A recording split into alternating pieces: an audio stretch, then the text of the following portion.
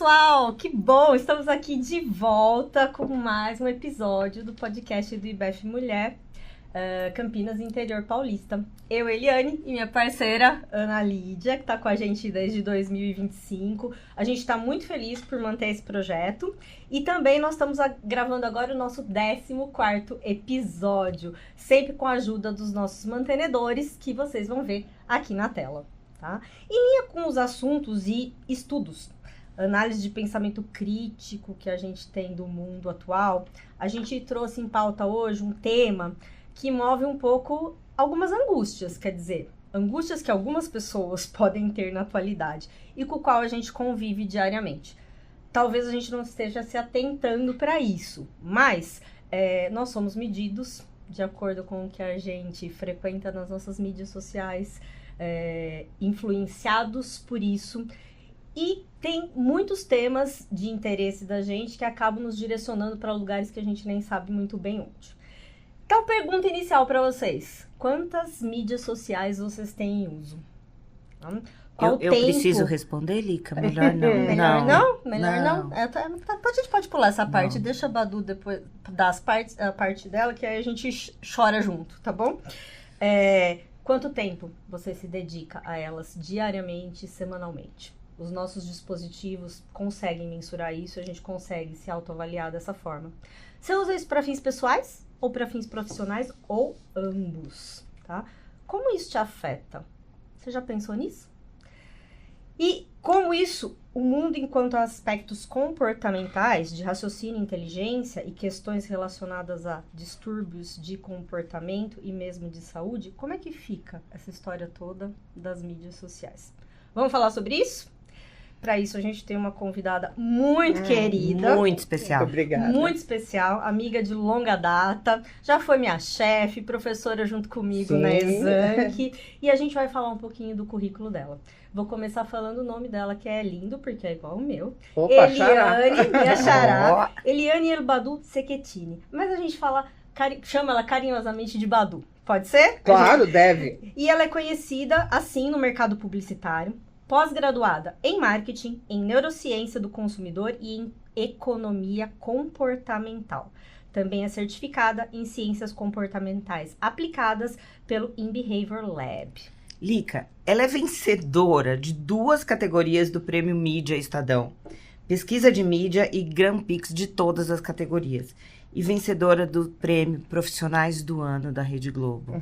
Só isso. Tô honrada. Tem estar aqui. 40 anos de carreira, construídos em grandes grupos de comunicação como Editora Abril, Folha de São Paulo, Sony Entertainment Television e agências de propaganda.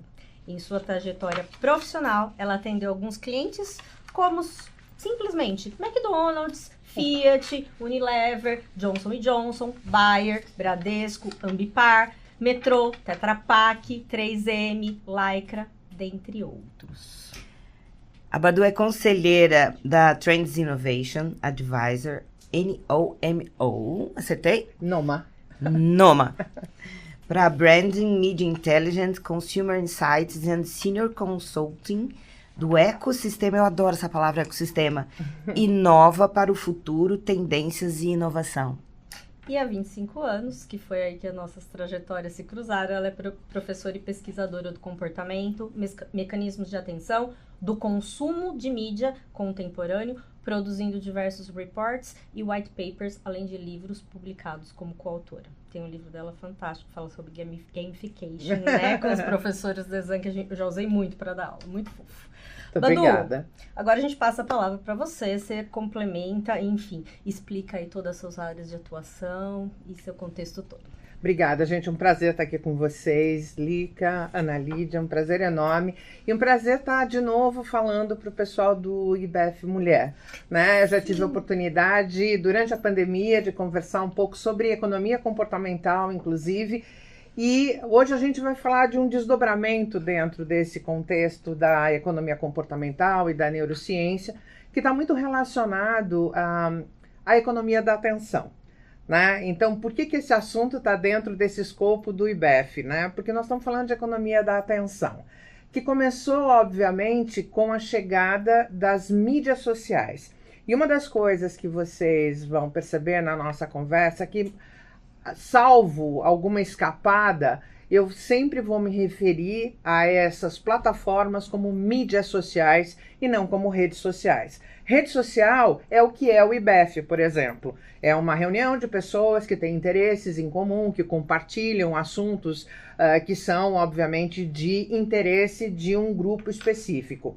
Quando a gente fala de Instagram, de TikTok, de Facebook, etc., nós estamos falando de uma plataforma digital que permite você organizar e encontrar pessoas, né, que tenham, obviamente, alguma coisa em comum, mas não necessariamente tudo em comum. E é por conta disso que a gente está conversando aqui hoje, né? Porque com a economia da atenção, ela foi startada, embora eu deteste usar termos em inglês aportuguesados, mas enfim, ela teve início com a monetização dessas plataformas. Né? Impressionante, Aí né? foi descoberto, obviamente, que a gente podia ganhar dinheiro, né, utilizando alguns gatilhos que sequestrassem a atenção das pessoas. E com isso fizesse com que a gente ficasse mais tempo, né, preso, mas enfim, mais tempo cativo dentro dessas plataformas. Então, num primeiro momento, essas plataformas chegaram para nos ajudar a encontrar amigos, enfim, a discutir assuntos, né?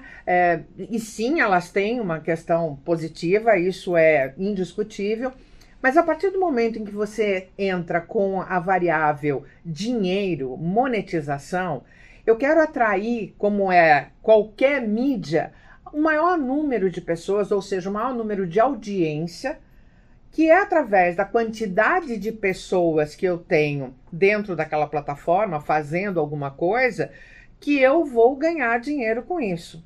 Porque o que o mercado compra foi durante muito tempo, audiência, quantidade de gente. E agora, como se não bastasse, eu compro isso, mas eu compro principalmente a atenção. Eu quero a atenção das pessoas.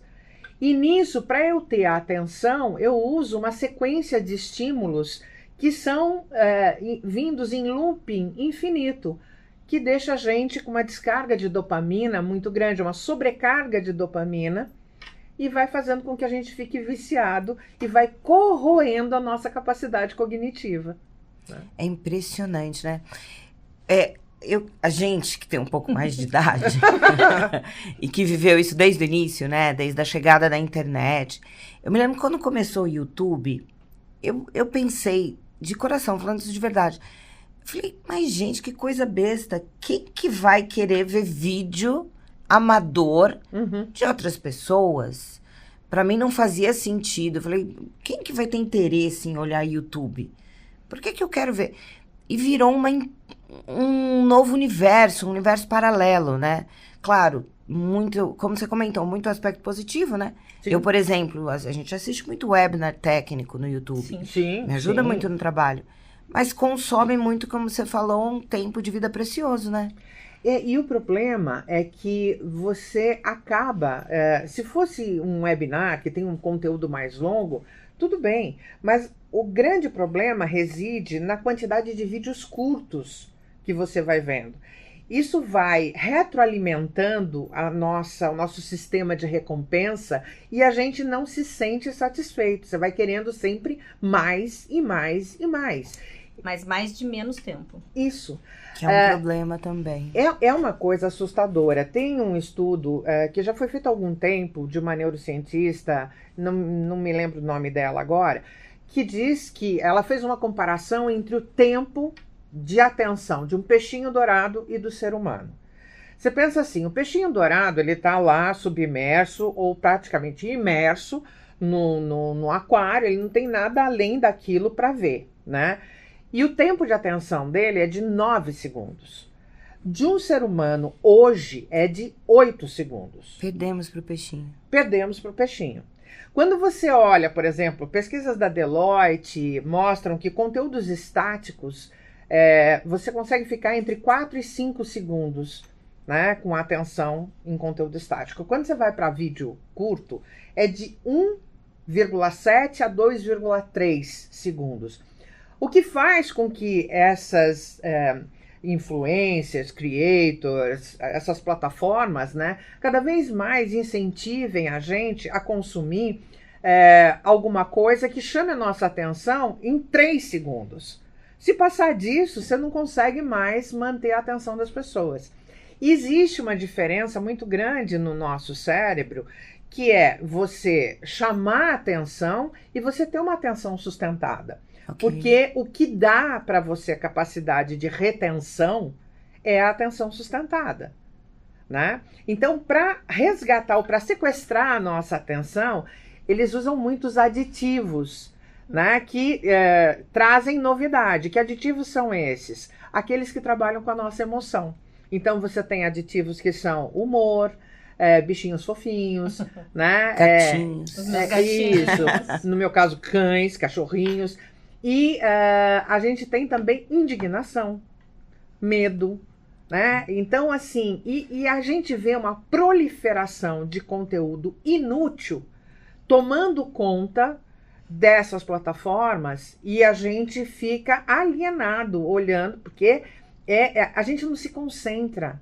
A gente mergulha num vértice de compulsividade para ver sempre o que vem de novo, E isso, sem conteúdo de absorção e sem possibilidade de absorção. Exato. Pelos vídeos curtos. Exato. Né? É daí que vem o termo brain rot? Entre outras coisas, sim. Tá. Entre outras coisas, que é o apodrecimento do cérebro. Ai, né? Que tristeza. É triste, é muito triste. Porque isso tem impactos, inclusive, do que a gente vai ver daqui para frente para gerações futuras. Tem um estudo, né, Badu, que fala, desculpa te cortar, Ana, mas que fala que é a primeira geração, na verdade, que tem menos capacidade de conhecimento e de crescimento do que a geração anterior. Que isso não acontecia historicamente, mas que por causa dessa grande influência, não sei se só das mídias sociais ou de um contexto total social que a gente vive, junta tudo, né? Mas é que realmente a capacidade dessa geração está inferior à capacidade dos antecessores. E a gente vai sentindo esse efeito colateral, né? Esse ano nós voltamos com aulas presenciais em workshops. Por causa depois da pandemia, ficou todo mundo muito no online, agora com reforma tributária, a gente tem tido demanda de aula presencial. Como é custoso para os adultos, não estou nem dizendo adolescentes, ficarem um dia inteiro em aula presencial. Claro, é cansativo, o assunto é cansativo, mas muito por conta disso, o manter a atenção requer muito mais esforço do que antes. Já, né, era importante antes, sim, era um esforço antes, mas agora é uma luta. Hercúleo, né? É hercúleo. Eu fico numa energia ali para tentar cativar as pessoas, porque é uma concorrência muito grande. Exige muito mais do professor, né? Porque, sim, na verdade, você tem que, de alguma forma, adaptar a sua forma de didática e o conteúdo que você quer transmitir em pequenos lotes de atenção, cápsulas, com quebras, né? Para que você consiga passar um conteúdo. Olha até onde chega isso, né? Na educação. E isso está muito relacionado justamente a... eu escrevi um artigo durante a pandemia sobre infotoxicação. A gente está infotoxicado, né? E de coisa boa e de coisa ruim, né? Então, a infobesidade. Quando você tem excesso de informação, você tem escassez de atenção. O glorioso Humberto Eco já falava, né? Que, infelizmente, a internet deu voz a uma série de imbecis. E ele tá certo, porque a gente vê cada coisa horrorosa acontecendo, né? E essa infotoxicação leva a gente para a era do déficit de atenção. Eu vi um dado recentemente, numa palestra, que eu fiquei assustada. A gente tem, no Brasil, quase 15 milhões de pessoas diagnosticadas com déficit de atenção. E um aumento de 90% na prescrição de medicação para concentração. E a geração Z é uma geração, por exemplo, todo mundo fala, né, que a geração X, a Y, tal, as gerações anteriores bebiam mais, transavam mais, né? E a geração Z, que é essa geração que está mergulhada nessa era da desinformação, do excesso de informação, o que está acontecendo com eles é que eles são as maiores vítimas do consumo desses comprimidos, dessas drogas para dormir, para concentração e etc., que é derivado tudo isso do uso excessivo de telas, né? Desse looping infinito.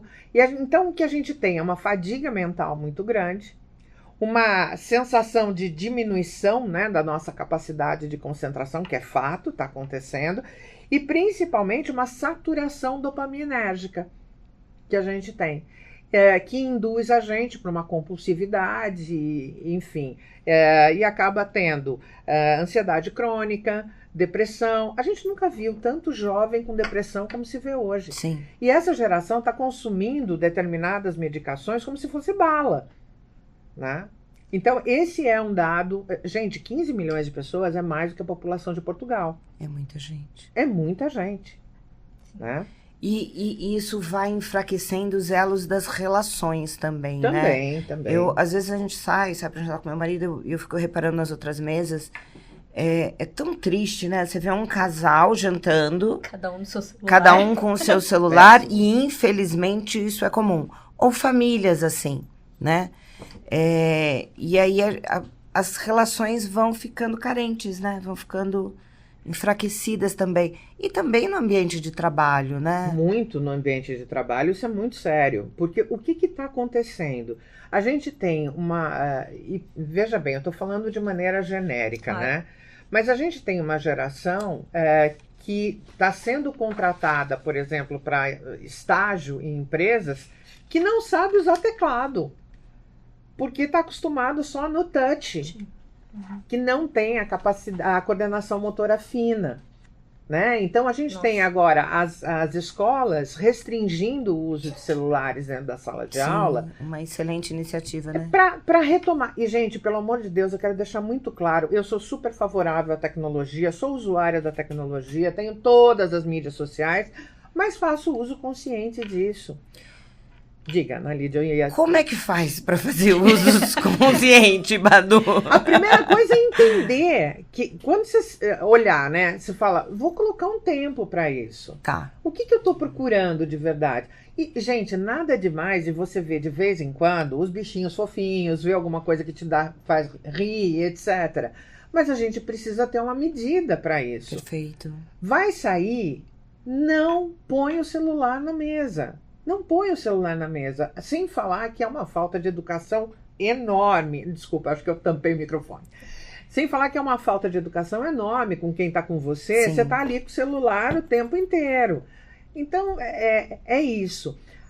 E até no ambiente de a gente trabalho tem- isso acontece, né? Às vezes Sim. você tá no meio de uma reunião, um assunto super sério. É óbvio que para tudo tem exceção. Você tá esperando uma ligação importante, um problema familiar, que você tá guardando um contato. Sim. Ok, você avisa. Mas assim, você interromper uma reunião 5 vezes, com 5 ligações de outros assuntos, é uma falta de administração do seu próprio tempo, na minha forma de ver, e um desrespeito à pessoa com a qual Com você... o tempo dos Com o demais. tempo dos demais, né? Gente, e eu não quero ser aqui a profeta do apocalipse, mas é muito sério isso. A gente está perdendo uma habilidade que nós desenvolvemos há 5.500 anos atrás, que é a habilidade da escrita.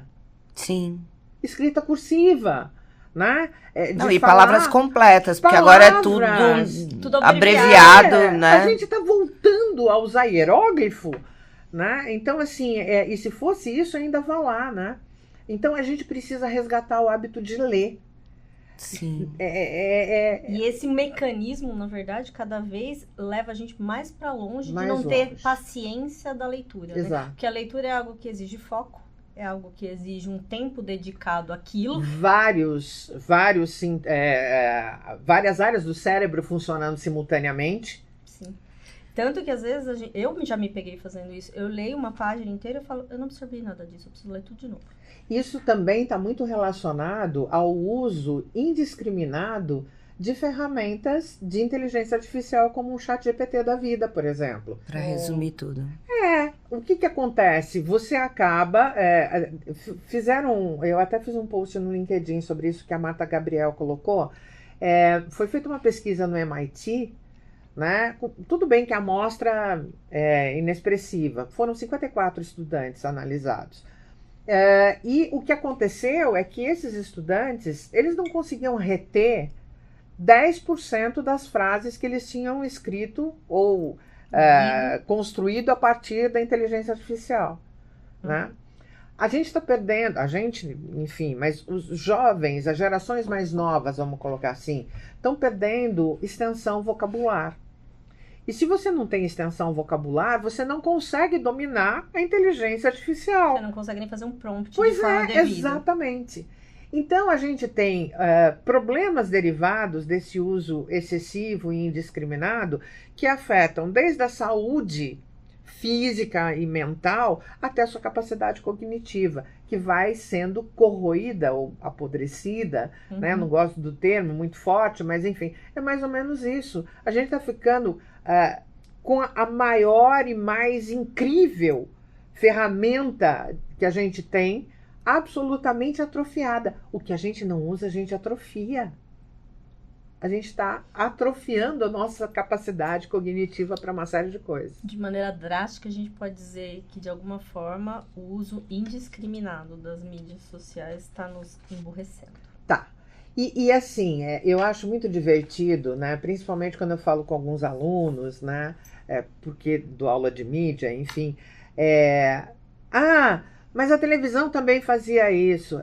Ok, mas não desse jeito. Não nessa velocidade. Tanto, né? Isso, não nessa velocidade. E você não levava a televisão pro banheiro, né? Você não levava ela para todo lugar. Você não levava pra mesa Você não do subia bar, o elevador com a televisão. O físico já te limitava pelo uso. Agora não, né? Em qualquer lugar, né? Em qualquer lugar você tá com a informação disponível. E aí gera também... Pode falar. E aí gera também essa sensação de que se você não está conectado, você está perdendo alguma coisa. Isso. Que alguém viu alguma coisa que você não viu, que tem uma notícia que acabou de chegar e que você não viu. Isso. E que você tem que estar antenado o tempo todo. Não, acabou de acontecer e você não sabe, e você já está desinformado. Que vem aí o termo, né? Que o FOMO, né? É o famoso FOMO. Fear of missing out, né? Medo de estar perdendo alguma coisa, né? Isso. E é uma sensação que eu vou falar até tecnicamente da minha parte, entendeu? Às vezes a gente faz parte de tantos grupos técnicos, por exemplo, a gente que está lidando com a reforma tributária, é importante a gente ter fontes diferentes, porque às vezes uma pessoa vê uma coisa, outra pessoa vê outra, então é muito, muito importante. Só que tem hora que você parou 2 horas de olhar o celular, quando você entra no WhatsApp, você tem 300 mensagens. E assim, é impossível, é humanamente impossível pro meu cérebro dar conta de avaliar tudo isso. E não dá mesmo, não é o seu, é o nosso, todo o cérebro. Não dá conta de processar essa quantidade de estímulos que a gente recebe o tempo inteiro. E isso vai criando essa frustração, né? E que gera, eu acho que efeitos colaterais do ponto de vista da neurociência, que aí vem a ansiedade, e aí vem a depressão e tudo mais. Então, assim, é uma bola de neve mesmo, uma espiral, como você mencionou, né, Badu? Exatamente.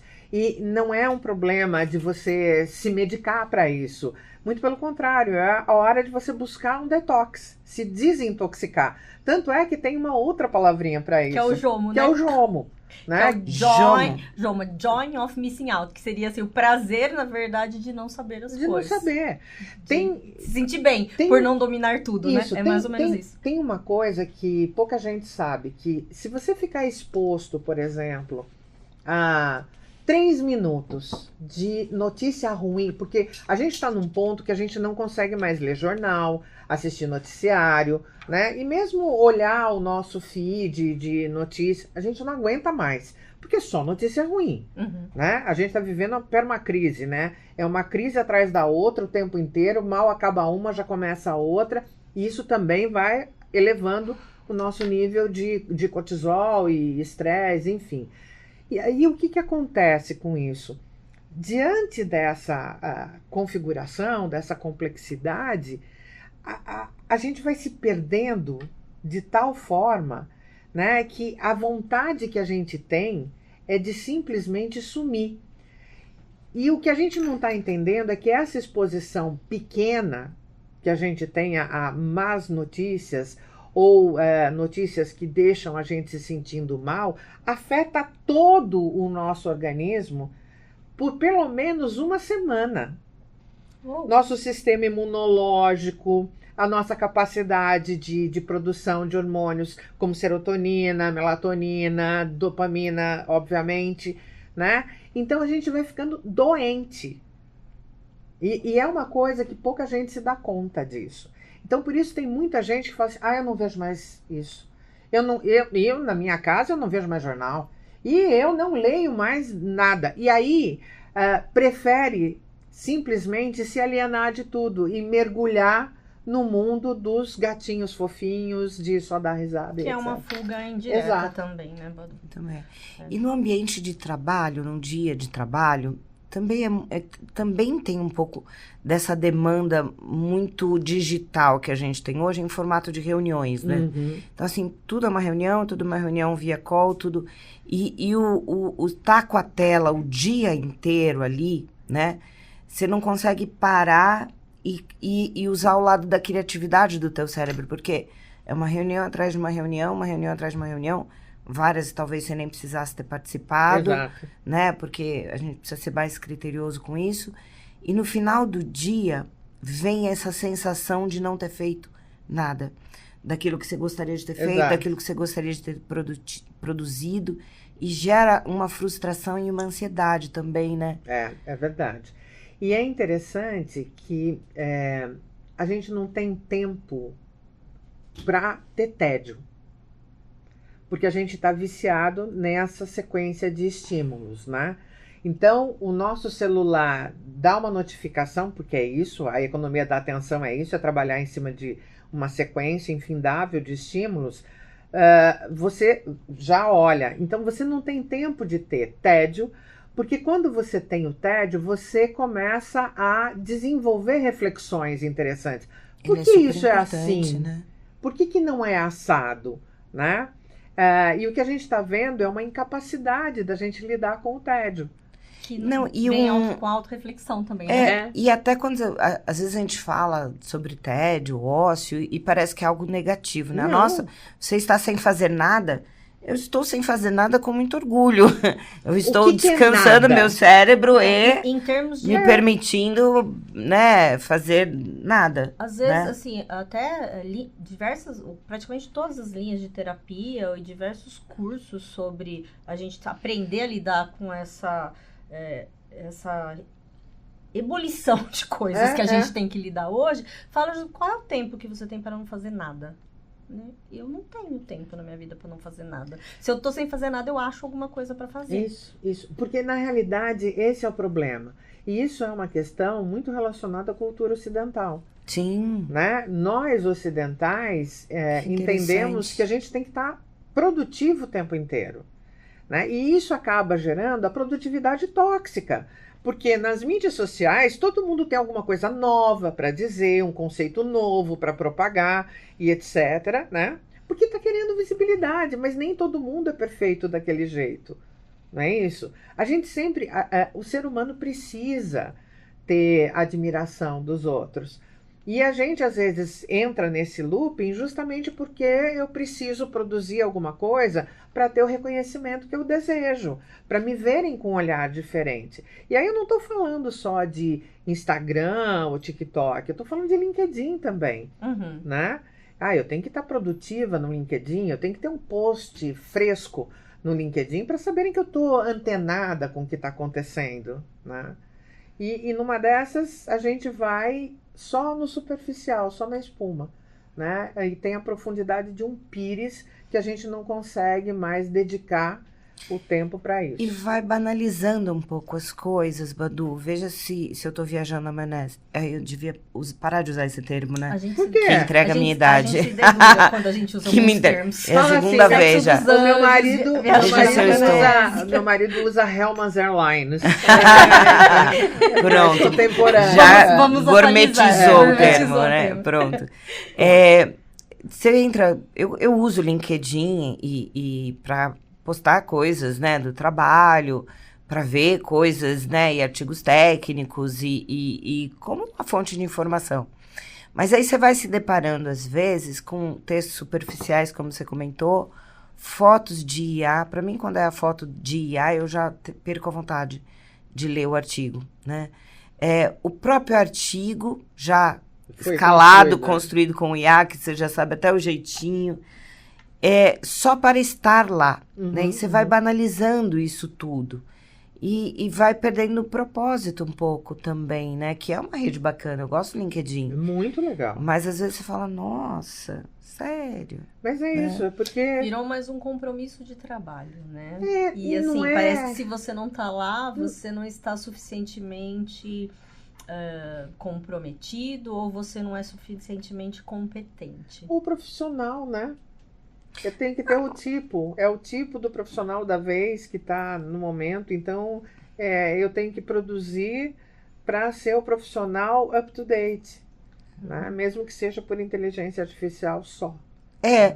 Eu acho que, assim, eu gosto da ideia do filtro, né? Eu recebo muita informação boa por lá, né? Mas sempre tentando filtrar e não me chatear com as coisas que eu não são do meu jeito, do meu estilo, enfim. Não são coisas que eu quero consumir. Que volta um pouco naquilo que você comentou no começo, né? A gente não tem que demonizar a mídia social, Sim, não. não, muito pelo contrário. Ela tem uma função, mas o excesso é sempre um perigo, né? Outra coisa que eu queria te perguntar, Badu, você comentou dos gatinhos, eu fiquei curiosa. Hoje a gente estava discutindo, né? Não vou entrar em opinião política, não é essa a ideia, tá? É só o jeito da comunicação. O Poder Executivo fez algumas campanhas para alcançar a mídia social sobre o IOF usando os gatinhos. E tá gerando uma polêmica grande, porque é um assunto super sério. Faz sentido pegar um assunto técnico sério e, eu não queria usar o termo banalizar, mas tentar levar isso para uma linguagem de gatinhos para atingir a massa? Será que essa é uma estratégia da sua ótica que analisa isso tanto positiva, que faz sentido? Porque, de uma certa forma, democratiza a informação? Vamos lá. Depende, tá? Depende do target que você quer atingir, do público que você quer atingir, depende do objetivo que você tem com aquilo, né? E depende do tempo que você quer atingir aquele objetivo com aquele target. Tá. Eu talvez não usasse, tá? Mas em termos de estratégia, talvez tenha sido uma estratégia eficiente para conseguir atrair. Lembrando que os gatinhos, né? Eles funcionam, e aí de novo, gatinhos, bichinhos fofinhos, né? Para atrair a atenção. Então, talvez, se eu colocar ali um político ou um técnico falando, eu não consiga atrair a atenção. Perfeito. Mas, para atrair a atenção, eu pus os gatinhos.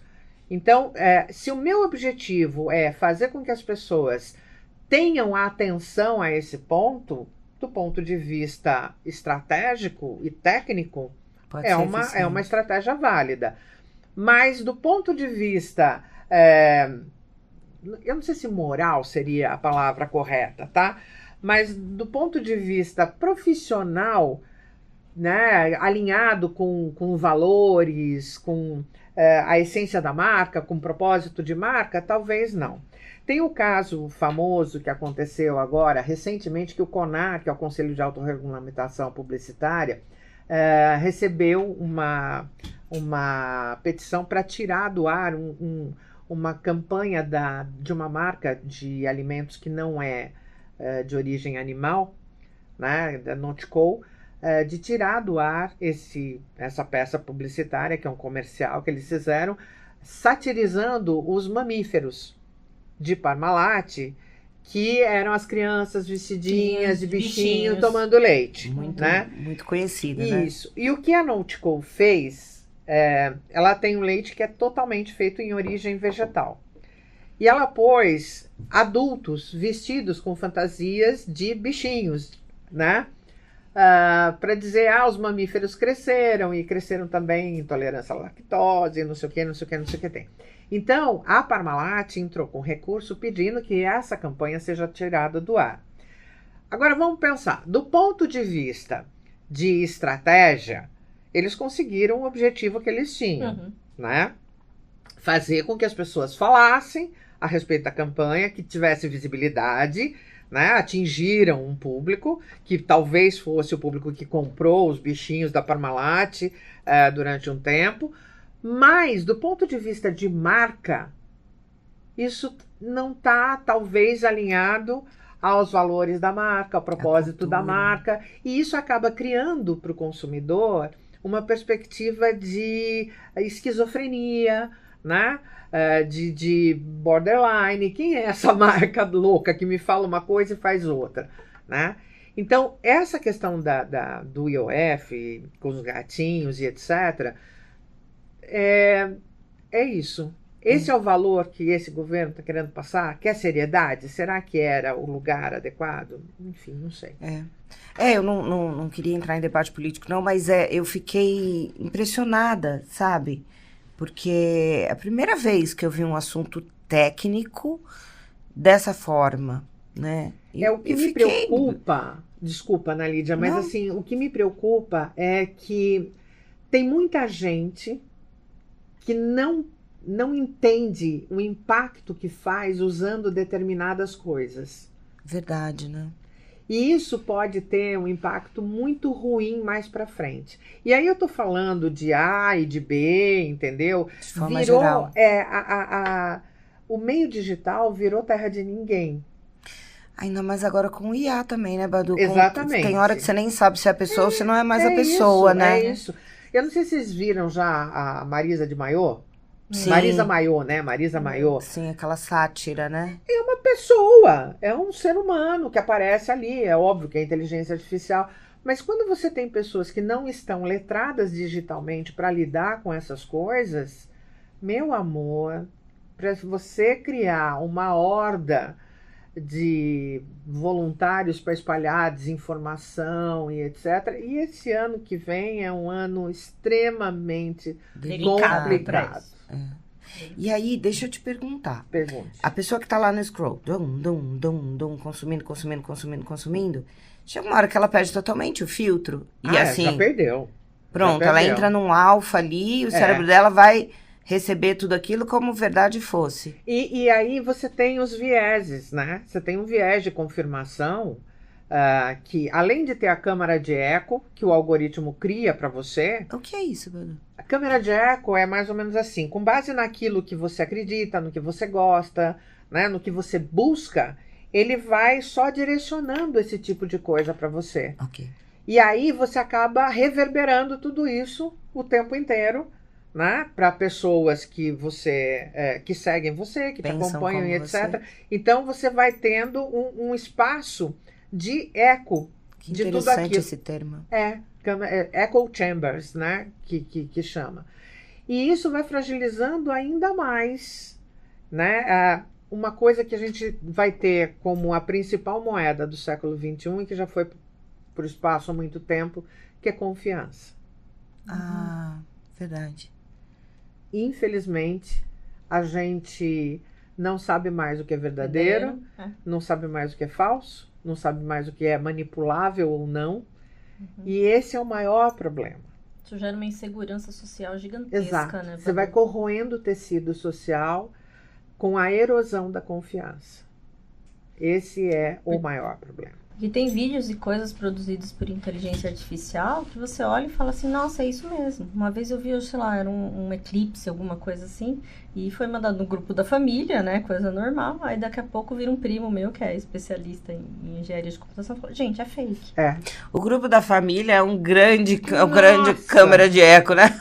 Não, e é um proliferador de coisas... Impressionante. Não, teve uma recente esse ano, né? Que era a adoção de cachorrinhos de labradores. Alguma coisa, o Golden, não sei o quê. Que, gente, eu recebi de pessoas que eu achei que era ok, entendeu? Eu repassei. Daqui a pouco as pessoas... Gente, isso é fake. Gente, a mídia tradicional, tradicional não, mas a mídia clássica que a gente conhece, a mídia profissional, cai. Lembra a história Imagina a gente, né? Pois é. Então, eu acho que o grande desafio que a gente tem é conseguir construir uma base de confiança. Empresas, marcas, Para tudo. Eu ia falar justamente isso, né? Você imagina se isso começa a ser utilizado do ponto de vista corporativo. Já tem um caso, né? A gente teve aquele caso que com deepfake, uma empresa na Ásia teve uma reunião, vocês viram isso, né? Acho que eu vi. Teve uma reunião absolutamente construída em deepfake e o diretor financeiro autorizou não sei quantos milhões de investimento, né? E o valor foi... e foi tudo pro espaço, né? Então é um negócio complicado. Uou, que medo. Ou que... Mas há esperança, Badu. Falar sobre isso para que a gente coloque isso como um ponto de atenção, né? Eu acho que o grande objetivo da gente fazer podcast é justamente isso, é trazer pontos para reflexão, né? Então, essa questão de a gente se autoavaliar um pouquinho como a gente está lidando com essas mídias sociais e criar um pouco esse senso de desconfiômetro, né? Que dizia o meu pai, porque era assim, tanto desconfiômetro da minha forma de atuação, quanto desconfiar de tudo aquilo que chega pra gente, pensando em tudo isso que a gente conversou aqui. Né? E pensando em empresas, IBEF, né? A gente tá recebendo essa geração nova. E não adianta só, a geração, reclamar da geração, que é esse conflito eterno. Sim. Quando eu entrei no mercado de trabalho, a geração anterior também reclamava da minha, sim, né? Sem dúvida. Mas o entender como são, né, os nativos digitais, as dificuldades, fortalecer as relações, ajudar na questão da atenção. As empresas vão precisar cuidar disso, né? Precisa ter mentoria reversa. Agora é hora da gente colocar os mais jovens para auxiliar os mais maduros com a tecnologia e os mais maduros auxiliar os mais jovens com pensamento crítico, desenvolvimento de pensamento crítico. Adorei que você comentou. Muito show. Bacana, olha. A gente está chegando nos nossos momentos finais. Mas eu lembro que a gente conversou, Badu. Você teria algumas dicas de documentários, de filmes, de livros? Nossa, tem um monte. Que seria legal, assim, a gente deixar como nomes, super, né? Pro pessoal, assim, falar, puxa, nunca tinha pensado nesse assunto, sabe? O que eu posso ver? O que eu posso ler, né? E depois a gente põe os links também, quando for publicar nomes. O podcast. Exatamente. Eu quero caneta para anotar. Você tinha me falado, inclusive, de um que era o humanismo digital, do Cássio Pantaleone, né? Tem o Humanismo Digital de um colega, um queridíssimo, Cássio Pantaleone, ele é do Ecossistema Inova também. O livro dele, Humanismo Digital, Humanamente Digital, ganhou o prêmio Jabuti de 2023 de melhor livro. Fantástico, vale super a pena, porque trata todas essas questões de inteligência artificial. Nexus, do Yuval Harari, né, para a gente entender esse contexto de desinformação. Tem os documentários no Netflix, né, que falam sobre isso. O Dilema das Redes, se eu não me engano. Tem também o Privacidade Hackeada. Depois eu passo mais alguns outros para vocês, assim, de bate-pronto que eu me lembre. Vamos deixar, né, junto com o podcast, os links. Com certeza. Mais algum, eu acho, para você. Você falou para mim também do Sociedade do Cansaço. Sociedade do Cansaço, é verdade. É um livrinho curtinho, rapidinho. E Rápido e Devagar também. Rápido e Devagar também, do Daniel Kahneman. Porque tudo que chega pra gente nesse loop infinito, chega pelo nosso sistema 1. Que é mais intuitivo, mais enviesado, é o que está mais suscetível a viés, né? Então, Rápido e Devagar vai ajudar a gente bastante com isso. Ai, que ótimo. Vamos terminar com dicas. Terminando com dicas. Badu, a gente queria te agradecer imensamente. Eu que agradeço. Você é uma profissional muito querida. Eu que agradeço, Lica. Obrigada. Uma comunicação maravilhosa. Eu tenho certeza que o que a gente pode conversar aqui mesmo nesses poucos minutos vai ser de grande valia para os nossos ouvintes e para todas as pessoas que venham a escutar esse podcast que a gente faz com tanto carinho. Eu queria ficar o dia inteiro escutando a Badu. Muito obrigada. Eu que agradeço, meninas. Obrigada. Valeu. Tchau, Beijo pessoal. pra vocês. Até a próxima. Até.